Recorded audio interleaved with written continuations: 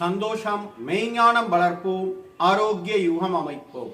அன்னையை வணங்குவோம், தந்தையை வணங்குவோம், நம்மை வழி நடத்தும் நம் முன்னோரை வணங்குவோம்.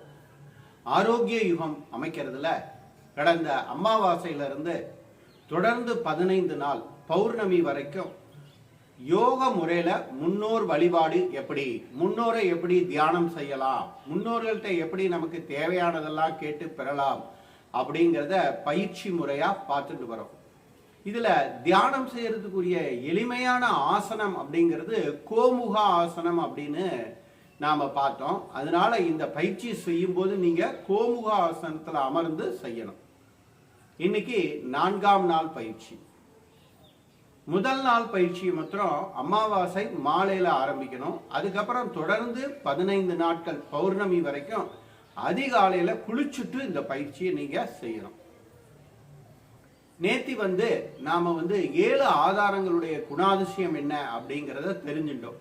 இன்னைக்கு ஏன் அமாவாசையில முன்னோரை வழிபடுறோம், அந்த முன்னோர் என்ன செய்வாங்க அப்படிங்கிறத விரிவா பார்ப்போம். ஏன்னா அமாவாசைக்கு அப்புறம் வளர்பிறை. இந்த வளர்பிறைனா நமக்கு தேவையானதெல்லாம் வரும். தேய்பிறைனா நம்மள்கிட்ட இருக்கக்கூடிய தேவையில்லாததெல்லாம் நம்மளை விட்டு போயிடும். இந்த வளர்பிறையில நமக்கு தேவையானதெல்லாம் வரணும்னா முன்னோர்கள் தான் கொடுப்பாங்க. எது ஒன்னையும் உனக்கு ஏதாவது வேணும்னா முதல்ல முன்னோர்கள் தான் கொடுப்பாங்க. அப்பா அம்மா கொடுப்பாங்க, தாத்தா பாட்டி கொடுப்பாங்க, கொள்ளு தாத்தா கொள்ளு பாட்டி கொடுப்பாங்க. அதுக்கப்புறம் தான் தெய்வமும். அதே மாதிரி இன்னும் சொல்ல போனா உற்றார் உறவினர் நிறுவனங்கள்லாம் கொடுக்கும். முதல்ல உங்களுக்கு தேவையானதை கொடுக்கறது யாருன்னா உங்களுடைய அப்பா அம்மா, தாத்தா பாட்டி, கொள்ளு தாத்தா கொள்ளு பாட்டி, எள்ளு தாத்தா எள்ளு பாட்டி அப்படின்னு வச்சுக்கலாம். அத பரம்பரை அப்படின்னு சொல்லுவாங்க. அந்த பரம்பரைங்கிறத நாளைக்கு விரிவா நாம பார்ப்போம்.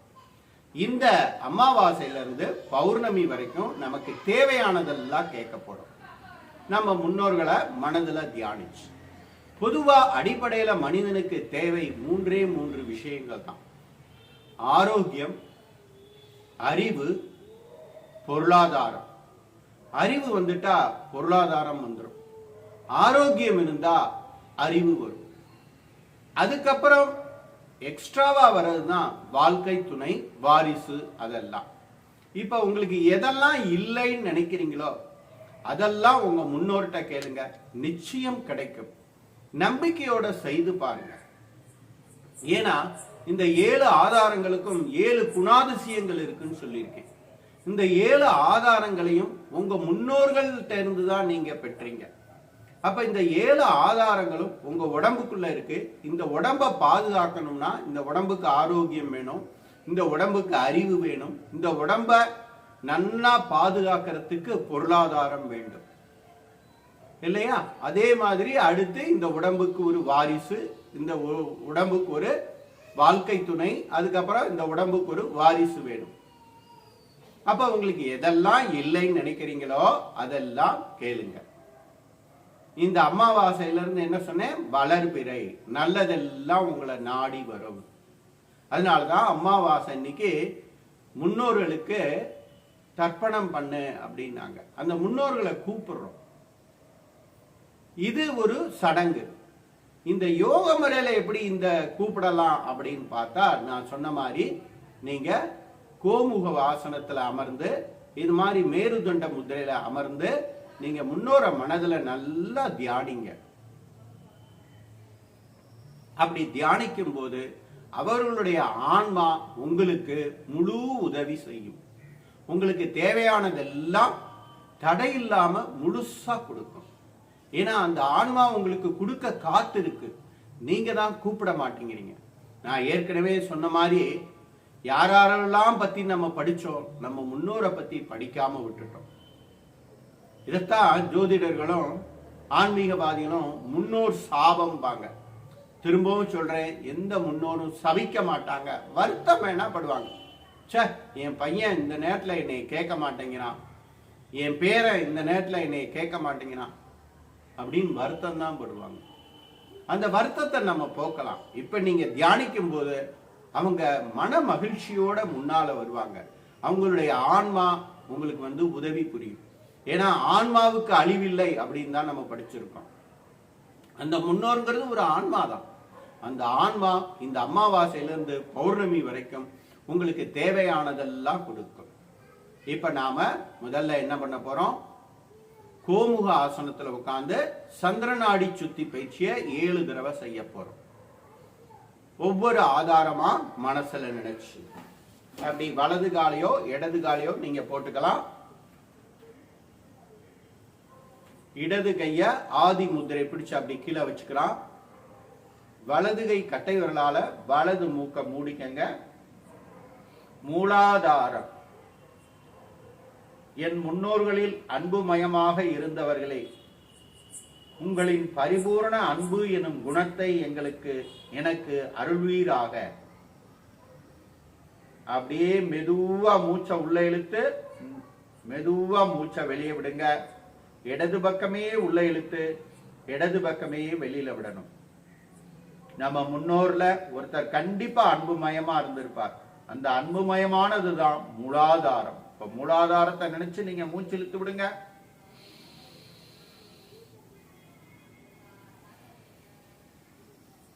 சுவாதிஷ்டானம். என் முன்னோர்களில் ஒருவர் பொறுமையாக இருந்திருப்பார். அந்த பொறுமையை எனக்கு அந்த முன்னோர் வழங்க வேண்டும்.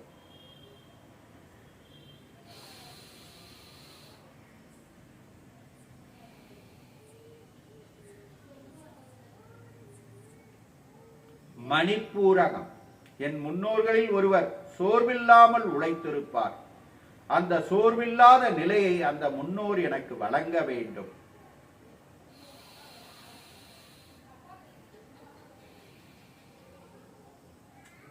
என் முன்னோர்களில் ஒருவர் எந்த செயலை செய்தாலும் அந்த செயலை உயிரோட்டத்துடன் செய்திருப்பார்.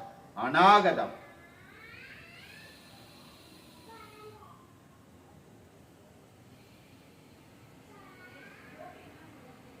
என் முன்னோர்களில் ஒருவர் ஈகோ இல்லாம எல்லாருக்கும் எல்லாத்தையும் சமநிலையில பகிர்ந்தளித்திருப்பார்.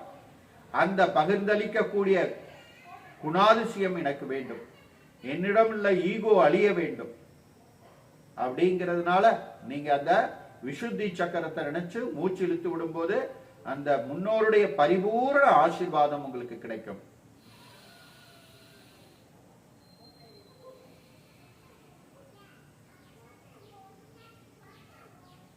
ஆக்ஞா. என் முன்னோர்களில் ஒருவர் எதையும் புதிய கண்ணோட்டத்தில் சிந்தித்திருப்பார். அதேபோல் அனைவரையும் பாராட்டி இருப்பார். அந்த குணம் இன்றிலிருந்து எனக்கும் வர வேண்டும்.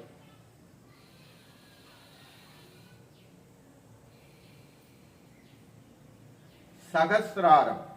என் முன்னோர்களில் ஒருவர் எந்த செயலை செய்தாலும் அந்த செயலாகவே மாறியிருப்பார். அதேபோல் நானும் இன்றிலிருந்து நான் செய்யும் ஒவ்வொரு வேலையையும் அந்த வேலையாகவே நான் மாற வேண்டும். அந்த தன்மையை எனக்கு அந்த முன்னோர் வழங்க வேண்டும்.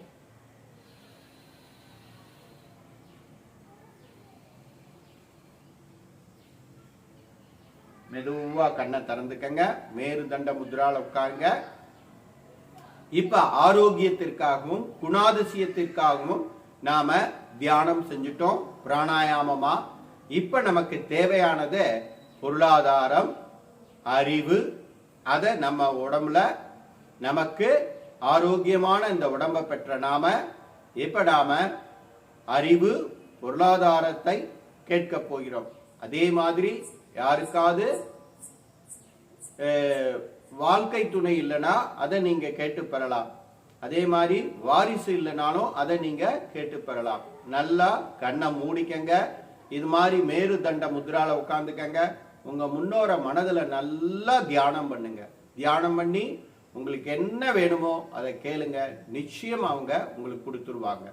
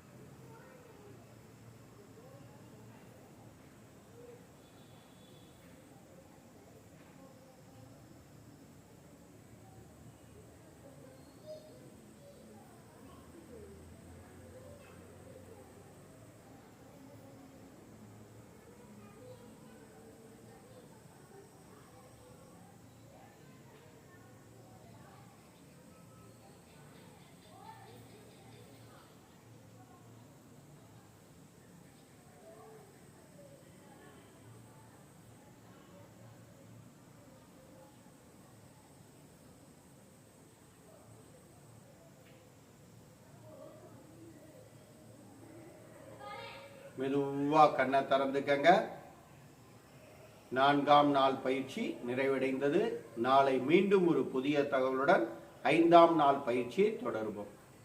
நமது real simple yoga foundation YouTube சேனலை புதிதாக காணும் அன்பர்கள் சப்ஸ்கிரைப் செய்யவும், அருகில் உள்ள பெல் பட்டனையும் பிரஸ் செய்யவும், காணொளிகள் பிடித்திருந்தால் நண்பர்களுக்கும் உறவினர்களுக்கும் பகிரவும், காணொளியில் கூறப்படும் பயிற்சிகளை செய்து பலன் அடைந்திருந்தால் அடைந்த பலனையும் பதிவிடவும்.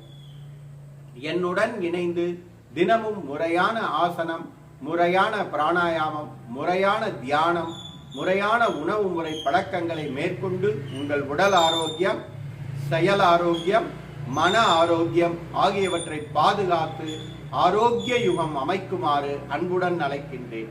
நமது பயிற்சி மையத்தின் சார்பாக தினமும் நீங்கள் விரும்பும் நேரத்தில் தனிப்பட்ட முறையிலும் குழுவாகவும் ஆன்லைனில் யோகா பயிற்சிகள் கற்றுத்தரப்படும். மற்றும் நமது பயிற்சி மையத்தில் 3 நாள் தங்கி பயிற்சி செய்யும் வாய்ப்பும் உள்ளது. உணவும் இடமும் இங்கேயே வழங்கப்படும். மற்றும் சர்வதேச அங்கீகாரம் பெற்ற யோகா ஆசிரியர்களை உருவாக்குவதற்காக இன்டர்நேஷனல் யோகா ஃபெடரேஷன் என்ற அமைப்புடன் இணைந்து யோகா ஆசிரியர் பயிற்சிகளும் கற்றுத்தரப்படும். மேற்கண்ட பயிற்சிகளில் கலந்து கொள்ள விரும்புபவர்கள் எனது தொலைபேசி எண்ணான 9789889680 இந்த எண்ணில் தொடர்பு கொண்டு பயிற்சிகள் பற்றிய விவரத்தை அறிந்து பயிற்சியில் கலந்து கொண்டு உங்கள் ஆரோக்கியத்தையும் பாதுகாத்து என்னுடன் இணைந்து ஆரோக்கிய யுகம் அமைக்குமாறு மீண்டும் அன்புடன் அழைக்கின்றேன். சந்தோஷம்.